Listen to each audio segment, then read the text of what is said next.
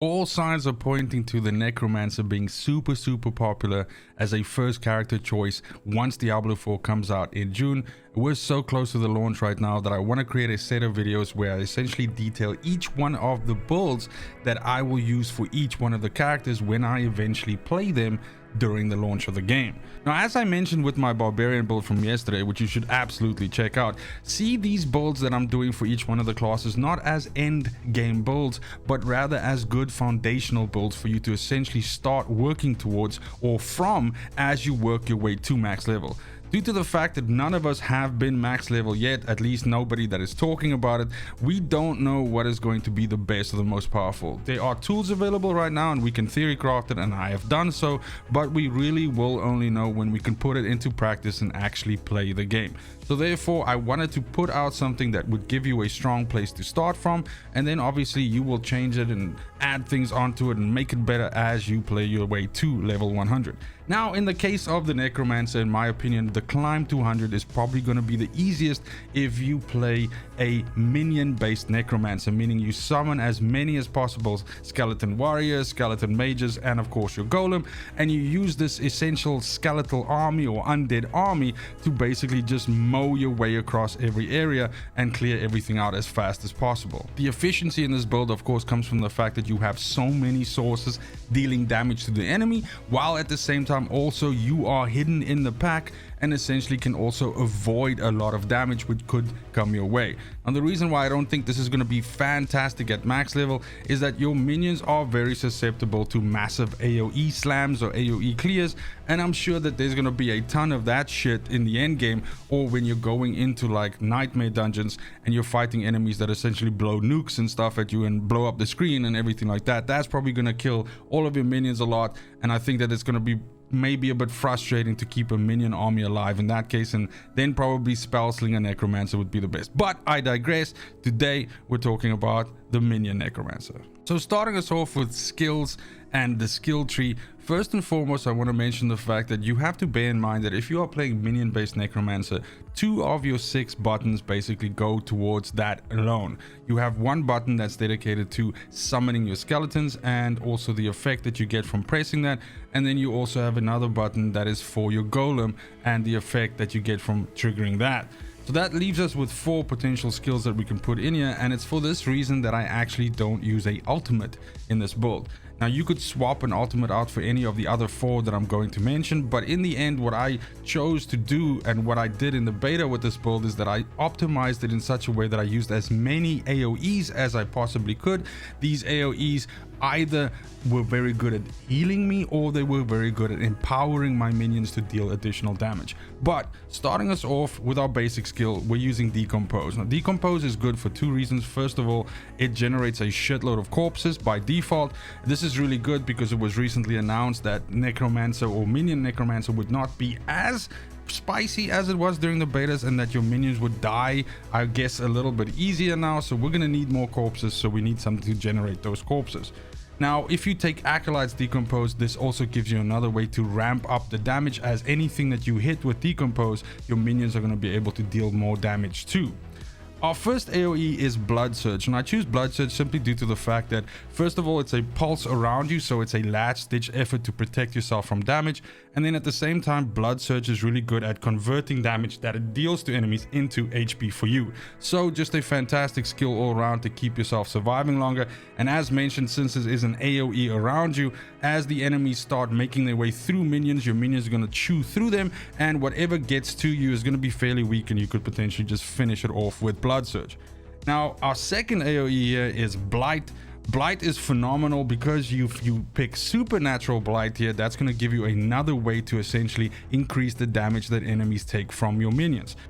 The point here is that the reason why we are taking these AoEs is not just to benefit ourselves, but also actually to make the minions deal more damage. Our last AoE is Iron Maiden, and basically what Enhanced Iron Maiden does, if you pick that, is it gives you a no-cost Iron Maiden that is a massive essence boost. And what I mean by this is going to, as soon as you cast Iron Maiden with Enhanced Iron Maiden on, it's going to give you essence based on how many enemies you hit with that AoE, which is going to fill your essence, which is your primary casting resource, up. The more essence you have, the more times you can cast Blood Surge. So you essentially build an engine where you can Blood Surge, Blood Surge, Blood Surge, Blood Surge. Then when your essence pool is empty, you drop an Iron Maiden on a cluster of enemies, you fill up again, and now you Blood Surge, Blood Surge, Blood Surge again. So a really good little engine there for essentially dumping as much as possible AoEs on enemies. In terms of passives, you absolutely need to be picking up Skeletal Warrior Mastery, which gives your Skeletal Warriors more damage, Skeletal Mage Mastery, which gives you mages more damage, and then of course Golem Mastery, which gives your golems more damage. Now, I also suggest that you should pick up Spiked Armor, since this gives your minions thorns damage as well. And by default, all of the thorns on your character, the minions get 30% of that on them.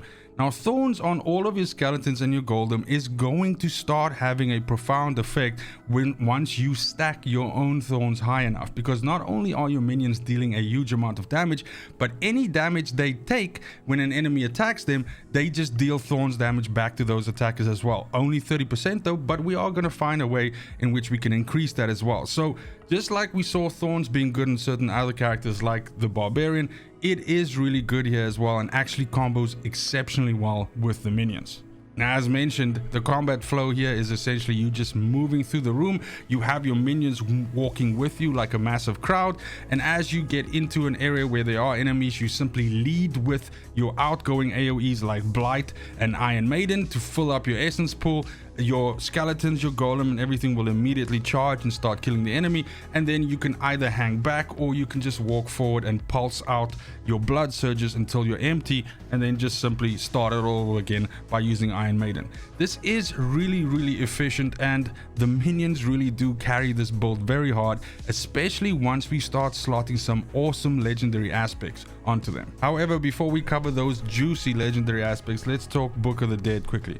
Of course, Book of the Dead is a way for you to increase the viability and the strength of your minions. It's unique to the Necromancer, of course, and there's 3 different choices that you can make, 1 per each of your minion types. So in the case of the Skeletal Warriors, absolutely go ahead and pick Defender, which is the middle one, and you also want to be taking the point in the middle there, which basically increases the amount of thorns that your Defender skeletons inherit from you from 30% to 50%, which is pretty good. And again, once you start stacking thorns in, this is really going to start paying dividends in terms of, damage.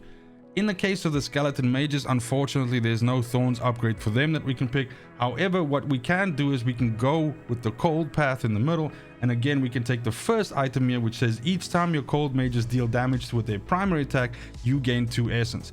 Now this, in conjunction with the essence return that you're getting from Iron Maiden, is going to keep you topped up on your primary resource, and you'll be able to farm out those blood surges till the cows come home.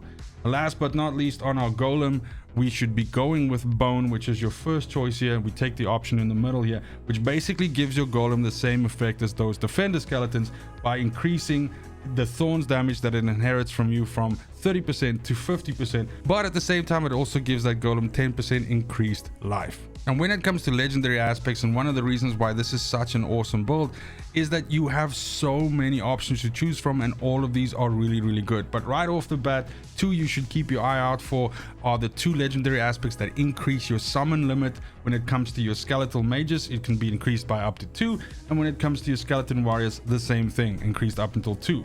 One other one which I will just point out as well is that you have one which mentions your skeletons gain increased damage while alive up to a certain percentage, and this can go all the way up to 30%. So again, the longer your skeletons stay alive, the more damage they'll be able to deal, and that is super powerful. Lastly, when it comes to the Codex of Power, let me suggest 3 additional aspects that you should keep your eyes open for, as these will definitely improve the build even further. The first one is Needle Flare aspect, which is basically a way for you to augment your thorns damage, and essentially how it works is that every time when thorns damage is dealt, there's a percentage chance that it fires off as an AoE around you. This is a fantastic way to further capitalize on thorns damage, and you're really going to start seeing some massive numbers, especially once you stack thorns on your character rolling from this. Next, in the second spot, we have Torturous Aspect, which basically says that enemies afflicted by Iron Maiden, which you cast on them, have a percentage chance to be stunned when they try to deal direct damage. Now, this is not just direct damage to you, this is direct damage to your minions as well. So the point is that this essentially debuffs or CCs your enemies in such a way that when they then try to attack you, there's a percentage chance that they'll be stunned, which is pretty damn good. And then last but not least, we have Requiem Aspect, which says that you gain, and this number can be higher in the case of this example here. This is 3 maximum essence per active minion. Now let's run some numbers here quickly. If you have those aforementioned upgrades that give you more skeletal warriors and more skeletal mages, you are going to have 6 skeletons, you're going to have 5 mages, and you're going to have a golem. That means that you have 12 minions. So at this rate, that's going to give you 36 additional essence. In other words, it's going to increase your essence cap by 36, which is huge. Now, if this number is more, if you get this to 5, you know, obviously this just increases up. And that just means that with this engine that you have that is essentially refilling your essence from Iron Maiden and from, you know, your cold skeletons shooting the enemy, and then you just have way more essence that you can constantly cast Blood Surge with, and you can just help your minions out with AoEs to just crush the enemies even faster. And that right there is your introduction to the Skelebros. Thank you so much for watching, especially if you made it this far. Let me know in the comments down below how you would improve this build, how you are planning on playing your Necromancer when the game launches, or let me know if you're playing another class. I am doing one video for each class. We've done the Warrior already, today was the Necromancer, and in the coming days expect the other 3 classes to drop as well. Thank you so much once again, and as always, it's just super important to me that you have a fantastic morning, afternoon, evening, wherever you are in the world. Until next video, fucking cheers.